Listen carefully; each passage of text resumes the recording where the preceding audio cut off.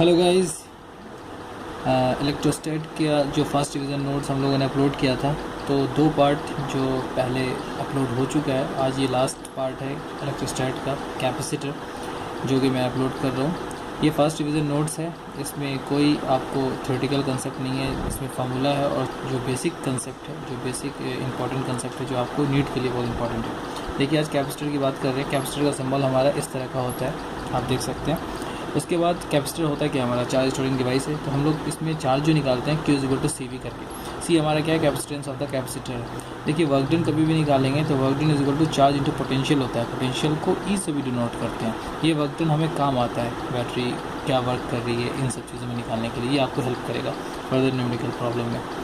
उसके बाद अगर हम capacitance of A parallel plate capacitor निकालते हैं, जब वो रखा होता है एयर में या वैक्यूम में, तो सी की वैल्यू जो आती है वो ε0 A/d आती है। Where is the area, d is the distance between the plates.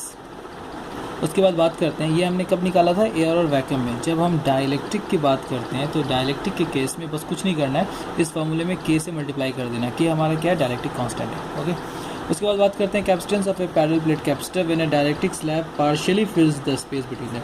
जब कोई डाइलेक्ट्रिक स्लैब हमारे कैपेसिटर के बीच में पार्शियली होगा, मतलब बीच में गैप होगा इसके अगल बगल में, तब उस केस में जो हमारे कैपेसिटेंस का फॉर्मूला आएगा वो C = ε0 A d minus T 1 - 1/k, where d is the distance between the plates और T क्या है, वो T डिस्टेंस है हमारे वो जो डाइलेक्ट्रिक स्लैब हमने पार्शियली फिल किया है उसकी डिस्टेंस है।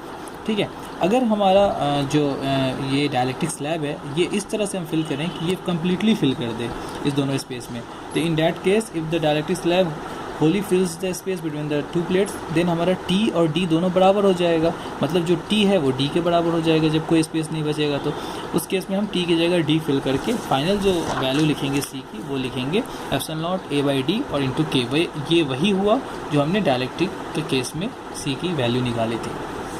ठीक है, K की वैल्यू ग्रेटर देन 1 होगी, ये आपको याद रखना है। उसके बाद बात करते हैं capacitance of A parallel plate capacitor when a conducting slab, वहाँ डाइलेक्ट्रिक था, यहाँ conducting slab partially फिल्स the space.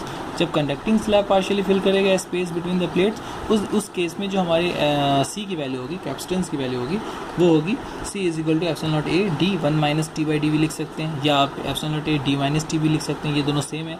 या आप चाहें तो C = C0 1 - t/d भी लिख सकते हैं। C0 क्यों लिखा हमने, C0 हमारा यहाँ पे हमने ले लिया था ε0 A/d को हमने C0 ले लिया था। ठीक है, तो हम यहाँ पे लिख सकते हैं, ये तीनों सेम है। ठीक है, इस केस में भी देखिए, कंडक्टिंग स्लैब के केस में जब हम ये D के बराबर लेंगे तो T की जगह D पुट कर दीजिए, तो 1 - 1 0, मतलब इस केस में हमारा C क्या हो जाएगा, इन्फिनिटी। मतलब कि अगर हमारा पैरेलल प्लेट कैपेसिटर है और उसमें कंडक्टिंग स्लैब हम फिल करते हैं और वो कंडक्टिंग स्लैब बिल्कुल फिट हो जाता है, उस केस में कैपेसिटेंस ऑफ द कैपेसिटर जो होगा हमारा इन्फिनिटी हो जाएगा। ठीक है, उसके बाद बात करते हैं force between the plate of a capacitor. 2 plate है कैपेसिटर का, उसके बीच में जो फोर्स लगेगा वो फोर्स लगेगा हमारा F = Q²/2A∁0। ये देखिए, ये निगेटिव साइन इसका डायरेक्शन बता रहा है कि किस डायरेक्शन में फोर्स लग रहा है। मैग्नीट्यूड हमारा यही Q²/2A∁0 है। ठीक है, उसके बाद बात करते हैं energy stored in a capacitor. किसी भी कैपेसिटर में जो एनर्जी स्टोर होती है, एनर्जी स्टोर होने के लिए हमें वर्क डन बहुत इंपॉर्टेंट है, कितना वर्क किया। वर्क डन बराबर फोर्स इंटू डिस्प्लेसमेंट होता है। फोर्स हमने अभी यहाँ पे देखा Q²/2A∁0 है, तो फोर्स इंटू डिस्प्लेसमेंट किया। इसको फर्दर सॉल्व करेंगे तो वर्क डन = Q²/2C है। ठीक है, इस वर्क डन, अब देखिए, the work done by the person must be equal to the increase in energy of the system. जो हम वर्क करते हैं, जितना वर्क करते हैं वो किसके बराबर हो जाएगा, must be equal to the increase in the energy of the system. कितना सिस्टम में एनर्जी बढ़ी, तो हम इस W को U से लिख सकते हैं, U = Q²/2C। इसको फर्दर आप चाहें तो Q = CV की हेल्प से U = ½ CV² या ½ QV भी लिख सकते हैं। तो ये आपको हेल्प करेगा एनर्जी निकालने में, energy stored in a capacitor के केस में। एक लास्ट टॉपिक है यहाँ पे इलेक्ट्रोस्टैट में, एनर्जी डेंसिटी, जिसको हम U से डिनोट करते हैं। एनर्जी डेंसिटी क्या होती है, एनर्जी बाई वॉल्यूम। वॉल्यूम को एरिया इंटू डिस्टेंस लिख सकते हैं। इसको फर्दर हम लोग, इसका जो फॉर्मूला आता है वो आता है energy density = 1/2 K ε0 E²। K क्या, इलेक्ट्रिक कांस्टेंट, E क्या, इलेक्ट्रिक फील्ड, ε0 हमें पता है क्या होती है इसकी वैल्यू। और एक चीज़ और याद रखें कि एनर्जी डेंसिटी की वैल्यू जो होती है डाइलेक्ट्रिक में, वो हमेशा बड़ी होती है, वैक्यूम में जो होती है उससे ज़्यादा। ठीक है, सेम इलेक्ट्रिक फील्ड में। तो आप इसको देखिए, ज़्यादा से ज़्यादा शेयर कीजिए, सब्सक्राइब कीजिए, लाइक कीजिए और कमेंट कीजिए। अगर आपको कुछ थॉट्स है तो उसके बारे में बताइए। आपके कमेंट्स का मुझे इंतज़ार रहेगा और आप सब्सक्राइब कीजिए, ज़्यादा से ज़्यादा शेयर कीजिए। Thank you.